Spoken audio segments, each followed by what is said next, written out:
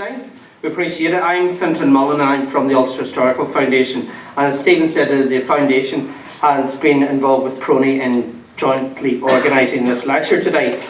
We're delighted to have two speakers with us here, all the way from Chicago, Plainfield and Fountaindale, Chicago. The first speaker up, it's going to be a double-hander today. So the first speaker is going to be Debra Dukek. Yes.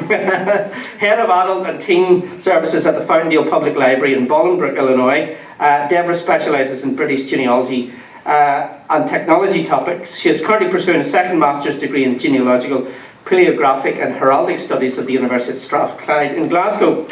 And her partner in crime here today is going to be doing the second half of the presentation is Tina Beaird, and Tina is the genealogy and local history librarian at Plainfield Public Library in Plainfield, Illinois. Tina uses her master's degree in archiving and preservation to lecture on topics including genealogical research, archival preservation and Illinois history at national, state and local conference level. She also has provided professional research assistance for more than a decade and has been researching her family's own history here for over 20 years, which is part of the reason why they're in Ireland at this time. We're delighted to welcome Debra and Tina to Belfast because they have very kindly hosted the Ulster Historical Foundation during our annual lecture tours in the United States, and in 2014 we had a superb evening at Fountaindale Public Library, wasn't it? On the outskirts of Chicago, with Debra and Tina put that event together for us. So we're delighted to welcome here. I'll not take up any more of your time and pass over to Debra. And the presentation today, the title of it is All Routes Led to Chicago, Irish Railroad Workers and Canal Builders in the 19th Century.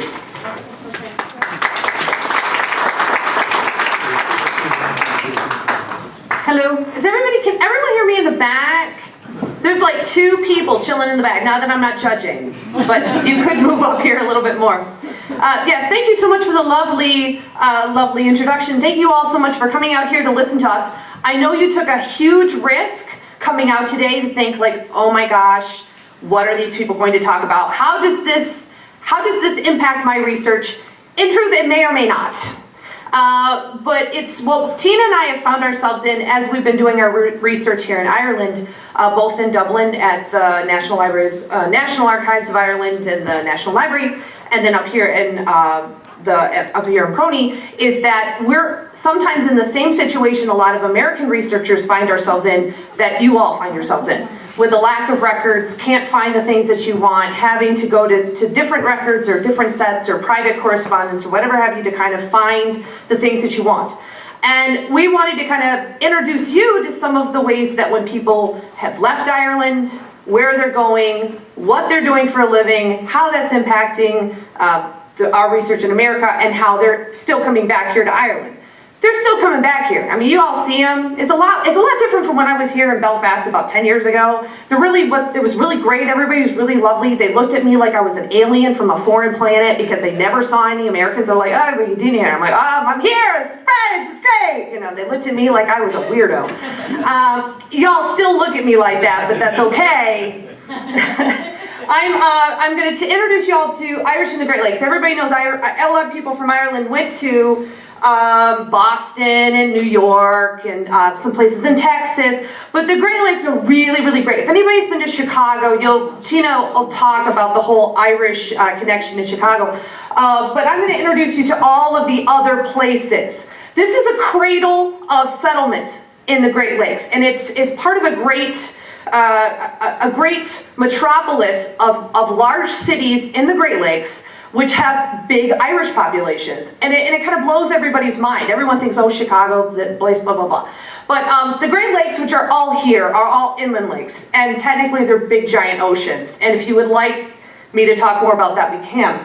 But there was a lot of movement from the canals, by canal builders to get to the lakes, that would take them to other places where they could build more canals, and then eventually railroads and do more shipping, and then of course get into alcohol sort of businesses. It all kind of ties together.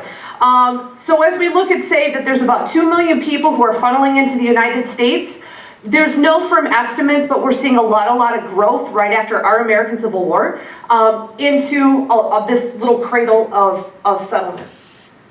So the Great Lakes region is very, very misleading. Most people would think, oh, it's Michigan, Illinois, Indiana, Ohio, but it touches in all of these states, which for our, our research as sovereign states under one sovereign nation makes things very, very confusing. If you want to have a good time and if you want to brag, come to the United States and tell people how easy it is to go to one office to go get all your records, and people will just start to weep. They'll just start to cry. So I'm going to take you through some of these. Now, Minnesota, and we're just going to go in order of states coming down. The two states in our little Great Lakes region, which really did not receive a whole lot of Irish settlers, were Minnesota and Indiana, which kind of blows my mind because Minnesota has like one of the largest Irish festivals in August every year. They get thousands of people. I don't know if they import Irish people, so if you get any like posters on the wall that say, come to Minnesota for this festival, we need bodies, just don't go next year. I want to see how many people show up. So, but a lot of the people who are settling in Minnesota and they're coming in there are doing some shipping work, railroad farming, iron ore work, but all of that stuff has to be transported and all that stuff has to be going somewhere. So when our Irish are coming over and they're getting work in the railroads, they're also, they're building those railroads, they're working in the mines, but they're also shipping everything back. Minnesota is our cash cow, one of our cash cows of the Great Lakes because of the mining. And I was talking to a researcher friend of mine who said that there's still pockets in Minnesota which are entirely communities of Irish miners. Like nothing has changed. Like they're all there, they all have the same naming scheme, and they said that they basically don't ever leave. And they somehow have a beef with the people from Germany, are they Lutherans? The people from Lake Wobegon. And there's this ongoing little thing. But Minnesota, not a whole lot of them, so you know, they're primarily miners and building railroads and stuff, but they're having a good time in Minnesota if you don't mind a lot of snow. Same thing with Wisconsin, and Wisconsin's more intricate. When you look at things with Wisconsin, you're looking not so much at canal building, but a lot of railroad work and a lot of shipping. So Wisconsin is very, very fortunate to be on two of the Great Lakes, and they have a lot of other huge industries. They're doing a lot of farming because it's a big cheese making state. You hear Wisconsin people called cheeseheads. They're doing a lot of dairy farming, and they're also doing a lot of brewing and brewery business. All of those have to be shipped. This is a major, without having a huge major city like Chicago, they're shipping beer, some of that iron ore, all of those cheese goods, everything out of the state and then down the Mississippi River, which is right here.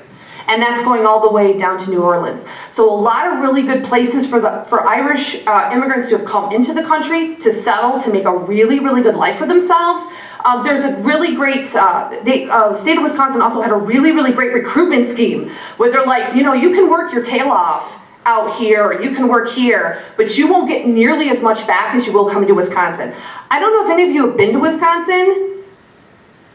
There's not much there. All right. We make fun of Wisconsin. It's beautiful. There's a lot of farmland and it's gorgeous. But dude, there's like nothing there. You have to love being around nothing to love Wisconsin.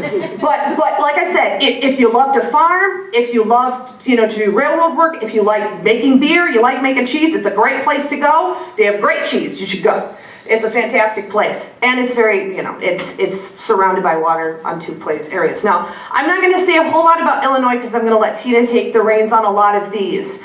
But apart from Tina being able to explain to you a lot of the intricacies of the huge Irish influx that came into Illinois, we had a huge area of canal workers who were coming in to work the Einam Canal, which was sponsored, was a state-sponsored, actually a federally sponsored program to bring settlers and goods from the Erie Canal up into the Great Lakes. It was a massive undertaking. There were a ton of Irish immigrants who came in to work that.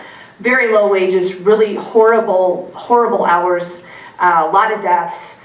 There's a lot of places that you can still go and ride the Einam Canal in a boat. You can go and you can bike it. You can even see, impersonators of Abraham Lincoln and Mary Todd Lincoln there.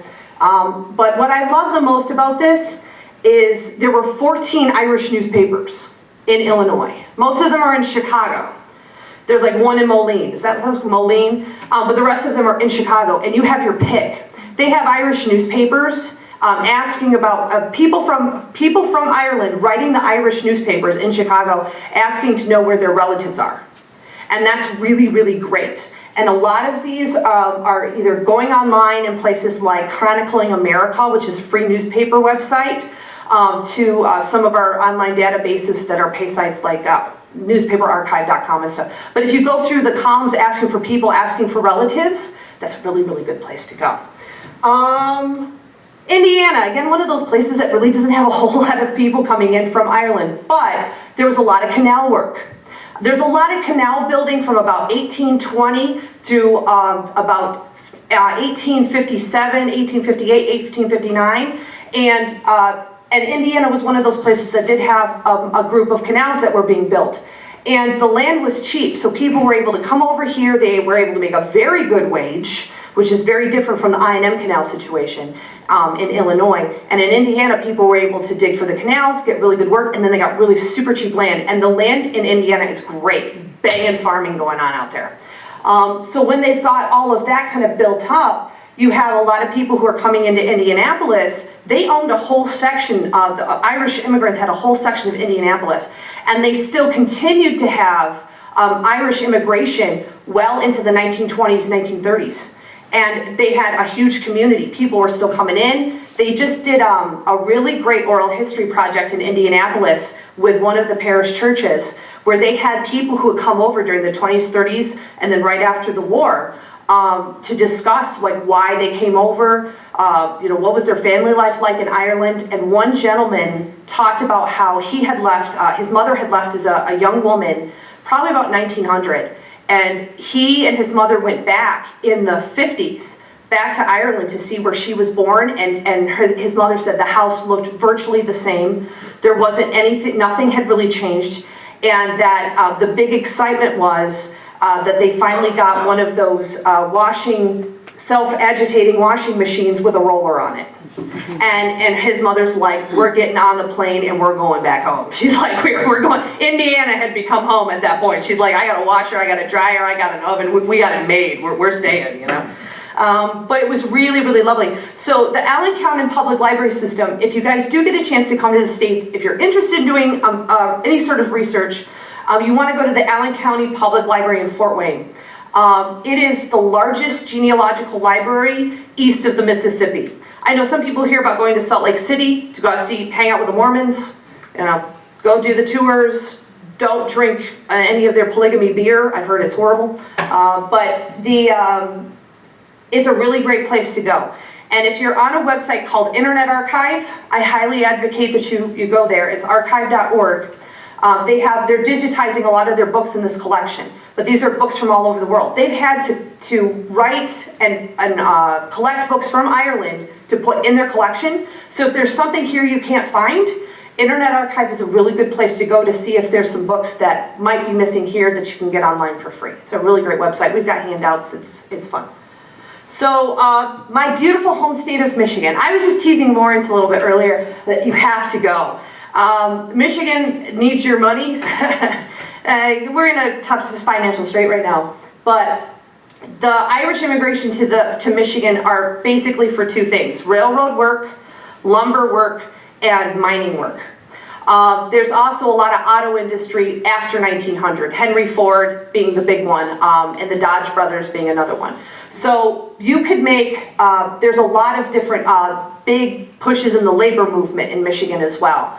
With the Flint sit-down strike during the 20s, with the mining strike up in the Keweenaw Peninsula up in northern Michigan. So the Irish were a huge influence in the organization of labor. And it's one of the things that small children are taught in school. When you talk about Michigan history, you talk about big labor movements, and one of those are from what our Irish immigrants helped to organize those labor unions. So I looked and said that if anybody's really, really interested in learning more about mining and mining records, there were extensive iron ore mining records for Irish immigrants kept in Michigan, and they're held by the Department of Natural Resources up here in the Keweenaw Peninsula. All the way up here. They are not online. They are not online. They are not indexed. But if you would like to see, they have full notes. agitators, no offense, they're all called agitators, I don't know why, they're just labor unionizers, like anyway, but they'll have full dossiers of people. They'll have full information about their home life. They kept letters. They went through people's mail. It's really kind of interesting stuff. The state of Michigan has no money to digitize these, no way to make these available. But again, that's that whole, we're keeping track of you through your relatives in Ireland, so if you're getting any news coming in from them, we're gonna go track that down too. So it's a really interesting angle when you're looking at records from Michigan. But apart from that, there's so much to do with shipping, a lot of shipping work as well, a lot of ships going from, again, Wisconsin coming through the Great Lakes. So we actually have several Coast Guard schools and several merchant marine schools and things like that in Michigan, Coast Guard schools, all of that in a bag of crisps. Because Michigan, you're never more than 88 miles away from water, from any one of the Great Lakes, no matter where you are in the state. That's just a blessing that we have. So, Ohio. The one state that has no giant emblem in the middle. I love this, I love Ohio. Ohio is a fantastic place. It was one of the earliest states for settlement from westward migrating Irish immigrants who are coming in. Now this is way pre-famine. So people are funneling into the state starting after the Revolutionary War. We had acquired this land in a treaty with the Native Americans. So Irish immigrants who had come to some of the early colonial states, especially Pennsylvania, are moving into Ohio because it's just free land. Go get it, have fun with it. And they're moving in and they're settling. Really great lumber, really great farming, and then of course you've got the shipping up on the top of the coast. Now, there was a huge canal that came through the Ohio and Erie Canal and the Miami and Erie Canal, which were both giant canal building projects that took place from about 1830 till about 1845. And those, not terribly well paid, but it was enough that people were writing friends and saying like, hey, come to Ohio, we got jobs, we got tons of jobs. They had more jobs than what they had people for. And then of course when they got through building the canals, building the railroads that went through, then they had a huge boom in their industries for making all sorts of factory goods. And then they're shipping them out through Cleveland, which was a huge settlement for Irish immigrants in Cleveland, and they were shipping those out to the Great Lakes and of course into the Atlantic. So Cleveland was a huge boon. Of course it's recently gone through some really horrible dire economic times, but it's really started to re-boom. And if you have anybody interested in doing Ohio State research, this is a great state to do research. Nearly everything's online for free. If you can request stuff from counties, they'll give it to you for free. They're one of the best, most helpful states that you will ever work with. I can't advocate the state enough, and they've done a lot to preserve a lot of their Irish historical sites, and a lot of the smaller communities, they haven't bulldozed through them and have made them into like giant interstates and stuff like that. They've done a really good job of that. The last two states that I'm going to talk very briefly about are going to be Pennsylvania and New York. Now they're the two smallest, I wouldn't say smallest, Pennsylvania especially, there's like one tiny little part of Pennsylvania that touches the Great Lakes, but this was a big, big one for the Irish immigrants who are coming through, who are settling with William Penn. And this is something that Tina and I have looked at every once in a while when we've had patrons that we've helped at our libraries, where William Penn opened a lot of settlement to Irish immigrants to use as a buffer for his Quaker settlers to keep the Native Americans occupied while he's building the city of brotherly love. Now people will joke about it, but it's he did the same thing with the Germans. So I'm just saying that he's using a lot of different ethnic groups to buffer his city of Philadelphia. So whether it was intentional or it was just basically to give people free farmland, I'm not going to make a decision of that right now. We just say thank you very much, thank you for the free awesome land. Pennsylvania has very good records. So we were looking at Pennsylvania and saying as people are moving up through Pennsylvania into Ohio, because remember Pennsylvania is right next to Ohio, so they're settling in Pennsylvania. As soon as the Revolutionary War is over, free land time, let's go to Ohio. They start moving into Ohio, and that's where we start getting some of that early migration into the western parts of the United States. But basically because Pennsylvania was such a hotbed. huge Irish communities, a lot of them very rural, but they were farming folk. So this is where we kind of say it's our first big wave of our Irish immigrants that we can kind of put our finger on, because William Penn did kind of keep them in one specific spot, one specific area. And then of course New York. I'm not going to talk anything about New York City. New York is a jigsaw puzzle, where half of their, if we looked at their records the way we look at a jigsaw puzzle, that half of them are gone, the other half have been, nobody knows where they are. There's another portion that can't be accessed because of incompetency. And then there's another portion of people who just don't care and won't give you those records. And you have to send them a $20 bribe to get them. I've had to do that 2 or 3 times. So I'm not going to talk too much about New York records as it is, but of the large city that's really part of this whole metropolis on the water, which is Buffalo. Buffalo had a very sizable, respectable trades and trade class and working class Irish area in Buffalo. It's going through a renaissance, so if anybody's interested in going to see, either buy a really cheap American property or to go just see some of the original structures and original buildings to these Irish neighborhoods, Buffalo has a big arts and historic preservation movement right now, so it's a good time to go and take a look and see what they've managed to preserve.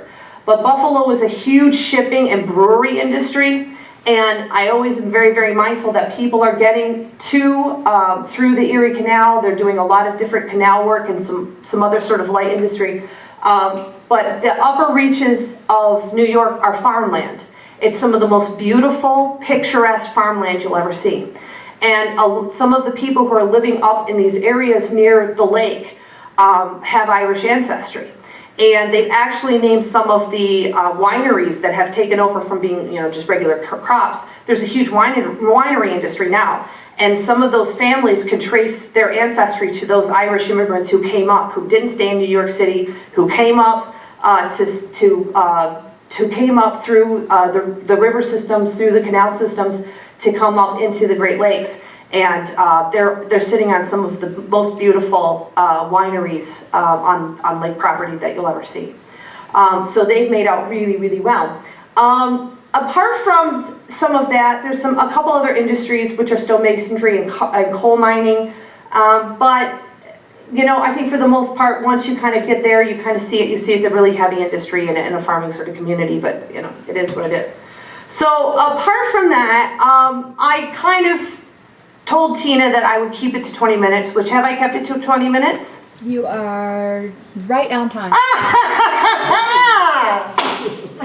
Yeah. I threatened her. Yeah, she did. Bodily harm. It was horrible. So I'm hoping that at least that gave you all a very good overview, very quickly, of a very large geographical area that all of you should come see.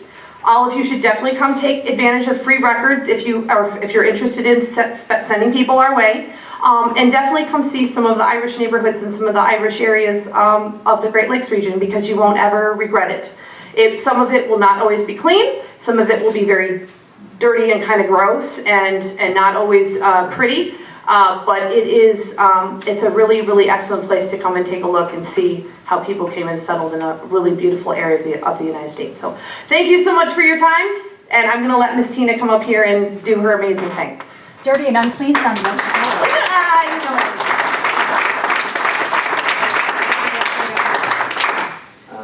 You are Chicago Irish. Yes. Since we each only had 20 minutes, that's why I had to threaten her, because she'd still be talking at 3 and you would all be very hungry. Oh. There you go.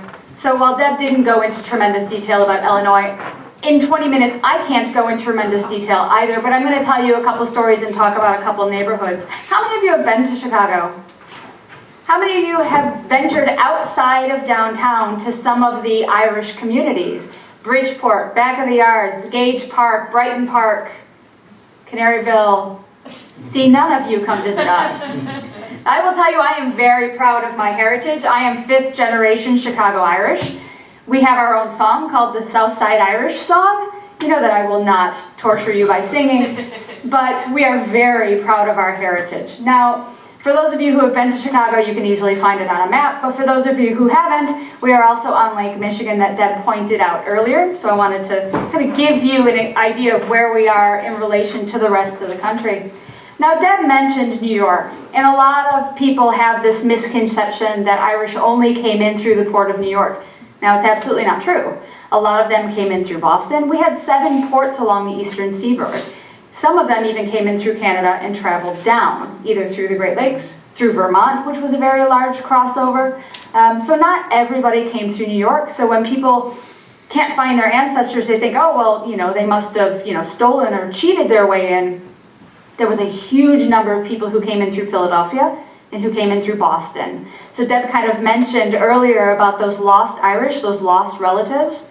The Boston Globe had a column where people could write in and ask, have you seen, you know, Mary Sullivan? She's supposedly arrived on, you know, May 4th. She hasn't been heard from. If anybody sees her, please contact us in Atlanta, Georgia, San Francisco, California, Chicago, Illinois. So the Boston Globe was really the paper where people sent in those lost relatives columns. So, you know, in Boston's really not that close. You know, you're talking a couple hours away from New York, so it's still quite a distance. So in Chicagoland, the Irish had a tendency to settle on the south side. That's where my family is from. So here's downtown right here. So for you who have gone and seen State Street and have visited, you know, the Sears Tower and you've gone to the art museums, you're right in the center of this huge city. Chicagoland actually spreads into Indiana. It spreads up north into Wisconsin. It is a huge community. The Chicagoland area, which is what we call it, it's Chicagoland. It's not just the city of Chicago. We have over 8 million people. You know, so it is a huge population. And over a quarter of them, you know, we trace our ancestry back to Ireland. So just to give you a brief overview about how Chicago came about, I'm not going to talk about it for long, but it came out of Fort Dearborn, and Fort Dearborn was really set up after the War of 1812 to kind of protect settlers and protect waterways between Detroit, where Deb's family was from, and Chicago, Illinois. So the fort was very instrumental in protecting settlers across all of northern Illinois during the Black Hawk War, which was a very short skirmish with the local Indian tribes in 1832. So it was decommissioned in 1837, but parts of it lingered on for a number of years. People were using the buildings. They were, you know, using them as storehouses and other facilities, even though it wasn't a fort any longer. But the last remnants of the fort were destroyed in the Great Chicago Fire in 1871. So how many of you have heard about the Great Chicago Fire? And the fact that, you know, the urban legend is it was started by Mrs. O'Leary's cow who lived on DeCoven Street, you know, on the south end of the city. Nobody really knows for sure how the fire started, but they blamed the Irish because it was very easy to blame the Irish because there were so many of us in Chicago in 1871. So Fort Dearborn, for any of you who have been to Chicago, Fort Dearborn is really the center of the city now.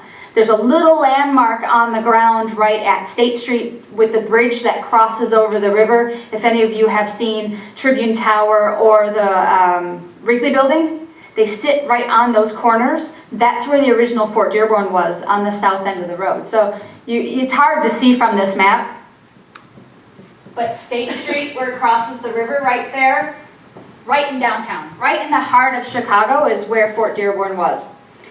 As the city grew, here's the fire. So you could see in red all of the districts of the city that were destroyed by the fire. Luckily, it didn't reach Bridgeport. So the Irish neighborhoods were right along here.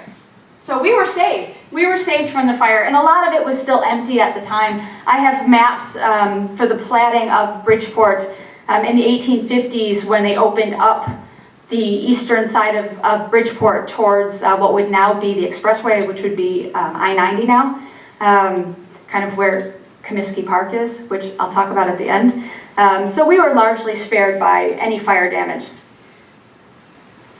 So a lot of Irish came to Chicago to work on the I&M Canal. They had originally worked on the Erie Canal in the 1820s. When that was finished, they started moving towards Chicago to find work.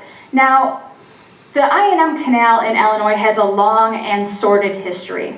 Because in the 1820s, they decided they wanted to do the same thing, and they wanted to have a canal to connect people to the Mississippi River, but they couldn't get the financing. They would start and then they would go bankrupt. And then they would hire new commissioners who would siphon off the funds that were supposed to be used for the surveying of the land.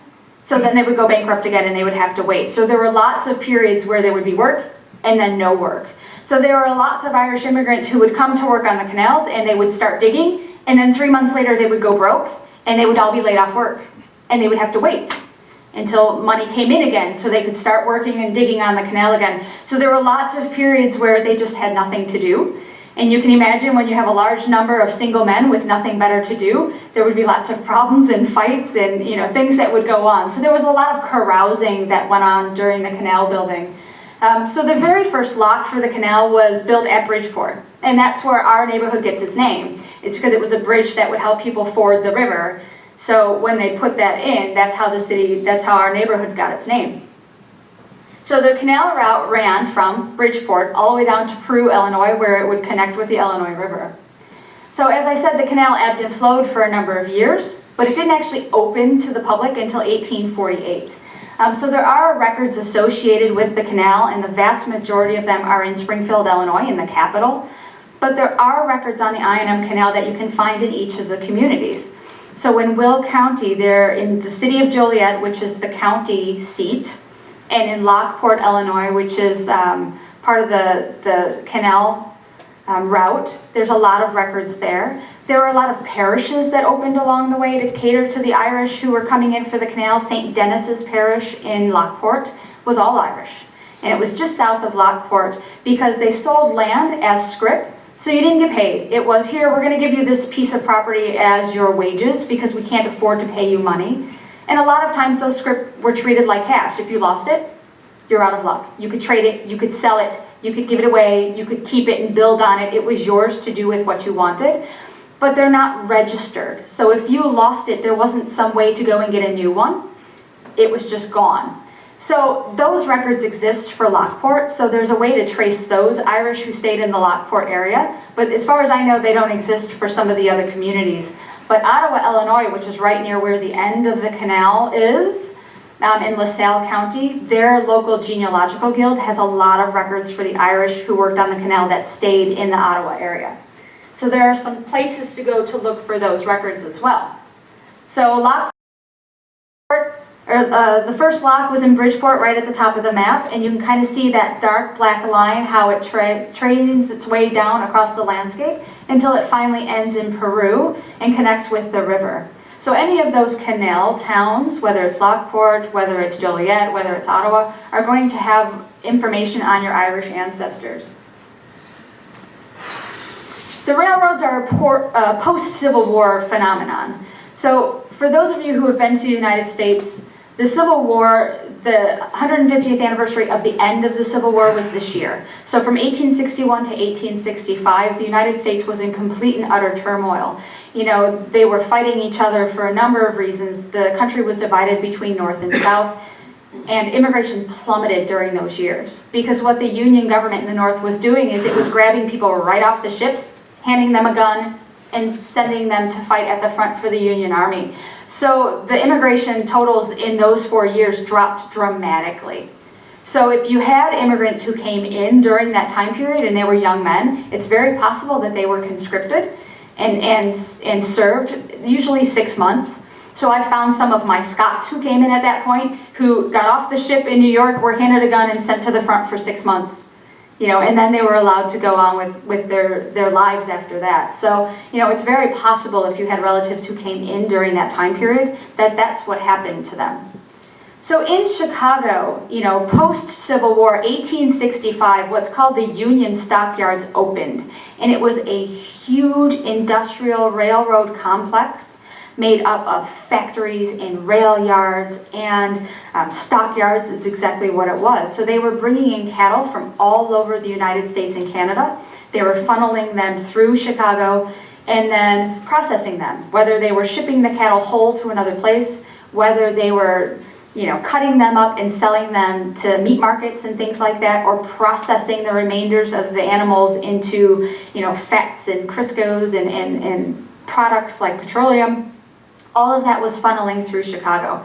So because of the stockyards opening in 1865, you see a lot of communities that ring the stockyards growing exponentially at this time. So Bridgeport was relatively safe because it was earlier than that, but Canaryville and Back of the Yards are the two biggest populations in neighborhoods that surrounded the yards, where a lot of poor immigrant Irish who would work for cheap wages would come and find jobs.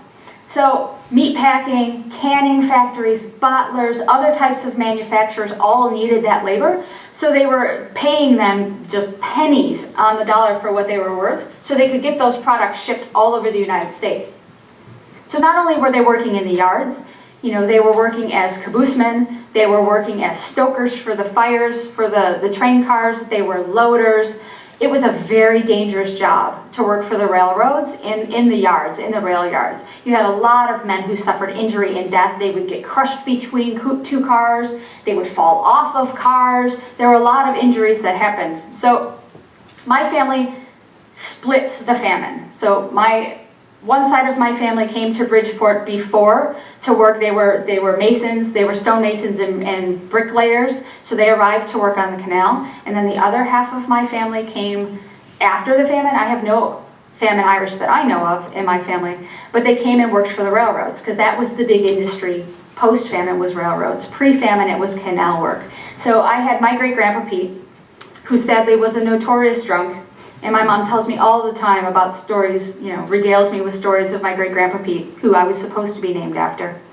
And at one instance, there was a newspaper article about my great-grandpa Pete. He was a cabooseman. So his job was to hang off the back of the railroad cars with his lantern so that he could alert the switchmen and the other railroad workers that there was a train coming in. Well, he was notoriously drunk one night and actually fell off the caboose and broke his leg and his arm, because he just rolled right off. And they just left him and came back for him later. So he lay there for a number of hours. But it was very dangerous work. And they had a lot of downtime. So when they were off of work, they would go to the hundreds of bars that would ring around the railway yards and the stockyards. My family were certainly not saints, that's for sure. So, like I said, a huge number of Irish laborers arrived during and after the famine. You know, they arrived in Irish neighborhoods like Hamburg, Brighton Park, Canaryville, Back of the Yards. Typically, when Bridgeport, and I'll talk about this in a couple of slides, Bridgeport were largely Ulster. Everybody else was Republic of Ireland. So, because the Irish workers were already living in some of these areas in 1865 when the stockyards opened, they were the first people to get work, because they were already within the neighborhood. After 1865, a lot of other immigrant groups started filling into these neighborhoods. So as the other immigrant groups are moving in, a lot of those Irish are moving out. They didn't like the rabble that was coming in, you know, and diluting their Irish neighborhoods. So like I said, I grew up in Bridgeport, which is at the top of the map. You see the canal kind of cutting across the upper left-hand portion, where it says New City. This section right here, that is the neighborhoods of the Back of the Yards and Canaryville. And it was originally called Canaryville because supposedly there was a sizable canary population there, and they would feed off of the pickings, you know, in the meat yards, you know, in the meat plants, in the factories. You know, they would kind of pick up what was left in the stockyard after they fed the cattle, so they were coming and eating what was left over. Back of the Yards, you can imagine where that name comes from. They were behind the stockyards. So Brighton Park, Gage Park, and then into the 20th century, you know, Woodlawn, Chicago Lawn, West Lawn is where all those Irish started to go.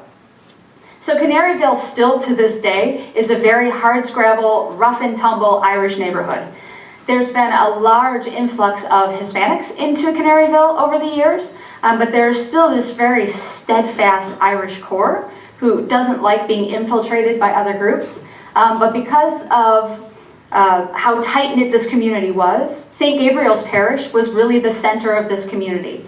Everything went through St. Gabe's. You know, it had its own parochial school that is still an active school today. It still is a very popular choice for Catholic grade school, for parochial school.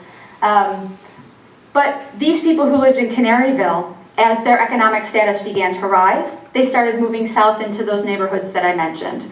Beverly has a humongous Southside Irish Parade every year that is actually bigger in some years than the Maine, the city-sponsored St. Patrick's Day Parade. If you guys have been to Chicago during that time, they talk about dyeing the river green. If you've ever been to Chicago, the river's pretty much green anyway, so you can't really tell much of a difference.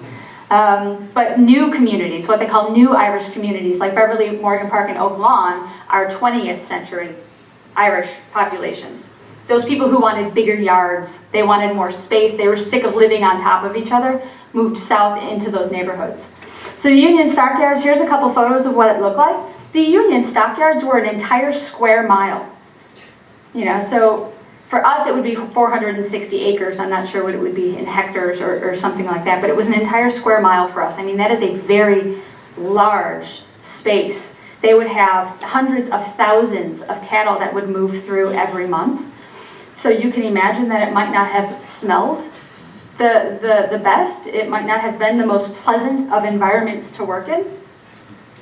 And even into the 1950s, my mom tells stories about how badly the neighborhood smelled. You know, so I'm kind of delighted now at my age that it doesn't smell like that anymore. But because of all the meatpacking plants, you know, there was a lot of waste. And what they would do is, because they were right in between the canal and the Chicago River, is they would take that waste and they would dump it into the canal and the river. So the Chicago River at one time was called Bubbly Creek because they would dump so much waste in it that it would actually bubble from the carbonic acid as it would break down, as the animal flesh would break down, and the river would catch on fire multiple times a year. So it is still largely untouchable. You would never want to swim in it or put your toe in it for any reason. So they've been trying to really clean up the river over the last couple of decades. They put a nature preserve there, right where the mouth of the canal and the river meet, right off of Damon Avenue. And you can go and you can bird watch, but there's like a sign every 6 feet, don't touch the water. Do not touch the water, don't go near the water. Luckily it doesn't catch on fire anymore, but it was really where they just threw everything. They were hoping that it was going to float downstream, but with all the fats and the oils and the grease and the chemicals, it just stayed there. So it looked literally like, like chicken fat. You know, when it dries and chicken fat kind of turns white and it's kind of jiggly like Jell-O, you could literally watch birds and animals walk across it. It was so, because it never went anywhere. It was so heavy, it just stayed right in that spot. It was really, really kind of gross. The back of the yards neighborhood was also a very rough neighborhood. When I was a teenager growing up, there used to be a bar that we used to go to. Not that I ever drank underage, I never did that. But there was a bar that was called Mickey's that we used to go to, and we were on our way home one night and an officer pulled us over and said, "What are you doing here?" "Nothing. We're not doing anything here. We're on our way home." And he said, "Do not stop. Don't stop at red lights, don't stop at stop signs, just keep going until you're back to Bridgeport." That's how rough of a neighborhood it was. They didn't want us, you know, cute little girls, you know, getting stopped or attacked by somebody in the back of the yards neighborhood. It is really a very, very dangerous neighborhood today. So it was a very mixed neighborhood also. It had a lot of Lithuanians, it had a lot of Polish, it had a lot of Eastern Europeans who came to work in the meatpacking factories. Have any of you ever heard of the book The Jungle by Upton Sinclair?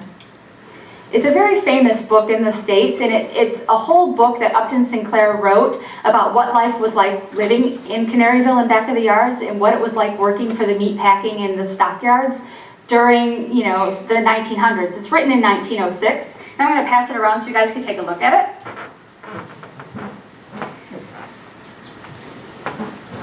You should be able to find it online for free. You can download a free copy of it either through the Gutenberg Project or Google Books or another type of online bookseller. But it's really worth a read. So if you have family that you've heard of that came to Chicago and worked, you know, or lived in back of the yards, it really gives you a horrifying example of how hard and how rough life was. They would work 12, 15-hour days. You know, they would get paid pennies. In turn, they would have to pay dollars for their rent. You know, you would have 12 to 15 people living in a single room apartment all together. You know, they would sleep in shifts. You know, you'd have 6 mattresses, so only 6 people could sleep at a time, and you'd have to rotate. It was a very, very hard life to work for the stockyards in 1900. So it's definitely worth taking a look at the jungle to give you just a small idea of what life was like to live in these 2 neighborhoods at that time. So one of our local papers, which was called the Chicago Inner Ocean, it was actually founded by Scots. It was founded by Thomas Macmillan, and it catered to Chicago Europeans. It was for people who they were not native to Illinois, and it would spend a lot of time talking about what was going on in Europe, and it would focus on the different countries so that anybody, whether you were German or Irish or Italian, could get some little snippet of what life was like at home. So they wrote this little story here about the telegraph boy, about how he was going between the buildings of the inner ocean, and about how his clothes were so saturated with the filth and grime and smell passing through Bridgeport that he wrote a whole song about it. So I don't know if you could see it, you know, but where the odors of heaven give, you know, place to hell, where the bone boiler's curse is a devilish yell. So he wrote out this whole little ditty on his way back because of the smell of Bridgeport.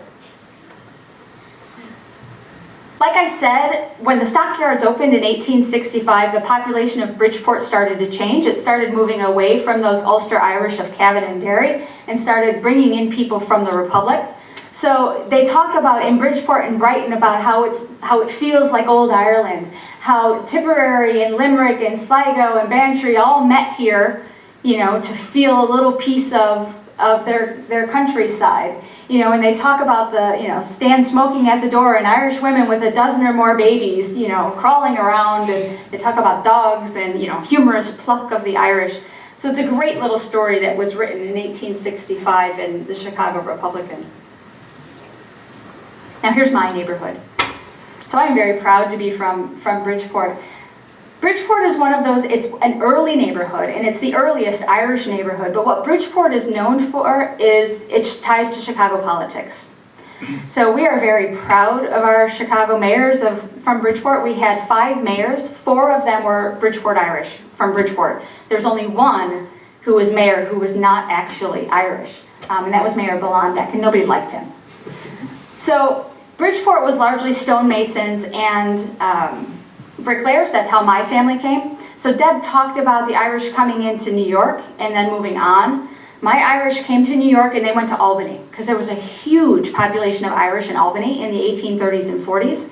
And from that population in Albany, 3 out of 4 branches of my family all came to Chicago from Albany. 2 of them were stonemasons, 3 of them were bricklayers. And they came to Chicago to build the canal and to build churches. Because after the canal finished in 1848, they needed to put their skills to work, so they started building a lot of those Irish parishes in and around Chicago. So the first one built was St. Bridget's, which was 1854. Before that, before St. Bridget's was built, there was what was called Old St. Patrick's Church, and it was in the heart of downtown Chicago now. And that was the parish for the entire city. So even if you lived on the west or in the north or in the south, all of the baptismal records for early Chicago pre-1854 are at Old St. Pat's. And those are digitized and they're online on the Family Search website. And we've got a handout at the back that'll talk about that. So it wasn't until the 1840s and 1850s that other churches started to be built to start finding those records. So for Bridgeport's, it was St. Bridget's, and then my parish church, which was Nativity of Our Lord Parish. So St. Bridget's was right next to the canal. As Bridgeport grew and more people moved in and filled in the neighborhood, they built a church on the eastern end of the neighborhood because it grew out from the canal. So Nativity of Our Lord Parish was built originally in 1868. It was destroyed by fire 3 years later. And then they built the second church, which was started in 1873 and then finished in 1876. So my great-grandfather, Patrick Clark, who is from Cavan, who I have been researching since we got here.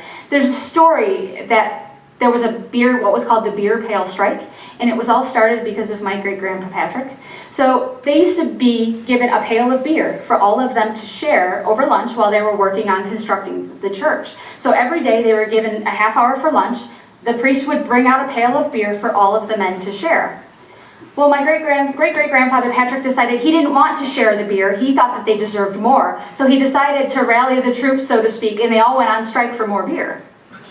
Well, the parish priest was having none of that. So he decided to eliminate the beer altogether and said, well, if you want more, I'm giving you none at all. So there was this back and forth for a couple of weeks where no work was done on the church because they were fighting over whether they were getting more beer or no beer. So eventually they settled to their one pail of beer, and they continued to work and finished their church in 1876. So I mentioned my great-grandpa Pete.